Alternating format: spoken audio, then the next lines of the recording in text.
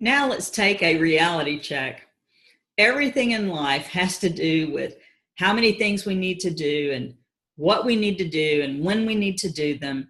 And one of the things that we've said that we've promised you is that we're going to help you tear up your to-do list.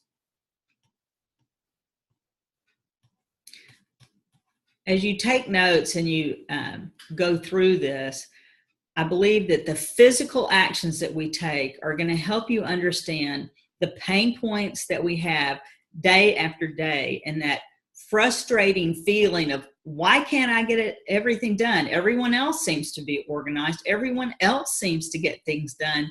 Why can't I get things done?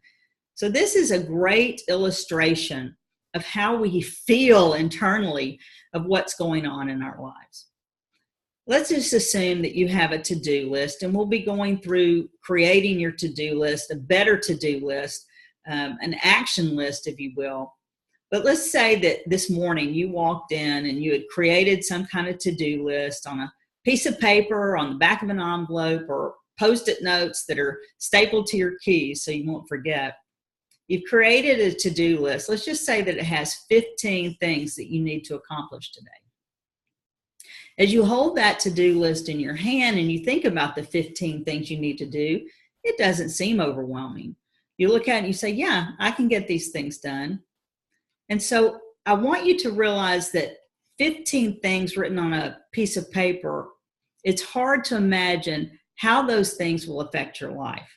So I want to take it from just a list to a visual illustration of how this works, how this to-do list actually causes the frustration.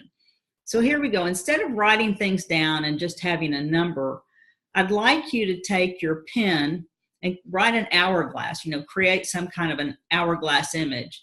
And I'm going to put those 15 items that are on your to-do list into the hourglass. So let's say that this is your day at work or your 24 hours that you're going to have. Watch as we put these tasks into your day. So let's say you have 15. Here's 1 task, 2 tasks, 3, 4, 5. I think you can see what's beginning to happen. 5 things. Let's go to 10. 6, 7, 8, 9, 10 things on your list. And now 15, 11, 12, 13, 14, 15. So there's your to-do list in this visual, this visual illustration of taking things from just looking at them on a piece of paper to visually feeling what it feels like as you have these things come into your life. You can see that you have a lot of time, it seems like, but as the day goes by, it gets, smaller and smaller in this. And it's at this point that we call this the choke point. And the choke point is a great illustration because not only do things that we try to do that are trying to come in here, they aren't able to be finished, but what the choke point doesn't even say is that these are things on your to-do list. The to-do list has very little to do with what actually happens when that friend calls in or when your child calls in or you end up having to go to the doctor. It's not just what's on your to-do list. It's that interruption when someone comes into your office and says, this project needs to be redone. We've got now a hard stop deadline at 4 p.m. today. So all of the things that you had on your to-do list now start getting bumped out. And you know what it's like to have people come into your office. They knock on the door at home, something breaks or you realize that your child needs a soccer outfit the next day. And so your day begins to look like this, but it doesn't stop there. Every text message you get, every email that comes into your life, everything that you think about what you need to do, all of these things now, the text messages, the phone calls, this is just a single day. I think you can begin to see why we can't get things done. Let's assume you've taken the time, you've looked at these 15 things, and you've prioritized those based on what you know you have to get done. So you've prioritized at least a few of these things, and you've said, here are the at least one thing that I need to get done. So you walk in the office, you know, at least if I get nothing else done, I have got to get this done. It is key for me to get it done. Remember, time is constantly moving forward.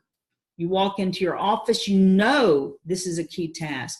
In this illustration, we'll show that time is moving forward towards the end of the day. So here we go. Time is slowly ticking away as the day goes through. You're trying to accomplish this one thing, or these two things, or these three things. Now, all those things are coming into this, and it's keeping you. All you want to do is get to the end of the day and have this one thing finished.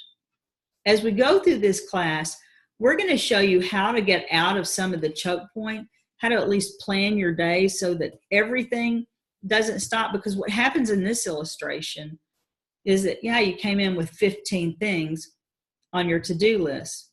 Looking at this list did not seem overwhelming. Even if you had taken the time to prioritize the, let's say, 1, 2, or 3 tasks that you were going to make a commitment to accomplish, as life comes in, text messages and memos and emails, you begin to realize that those 15 things that you said you would do didn't happen. And in many cases, that one thing that you said you would do didn't happen. It gets worse. This just is an example of one day. Well, whatever you don't get done today rolls over onto your to-do list for tomorrow.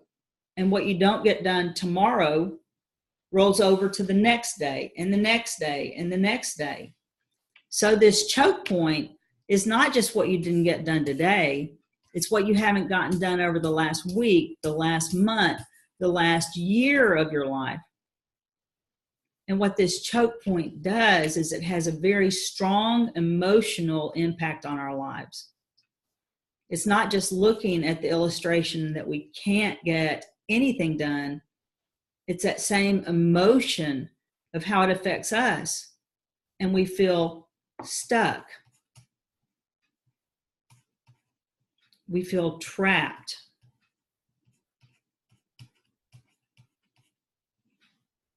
And at the end, we feel frozen.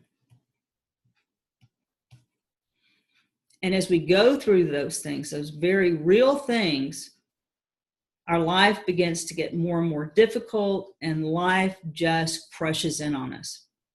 So that's why the 7-minute life is so important. That's why this essential training is so important.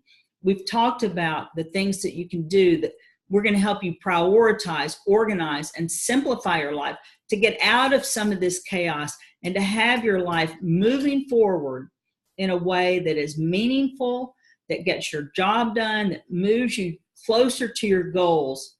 And in all of that, you find more meaning, more fulfillment, and you're able to do those things to serve others. That is that point of what life is all about.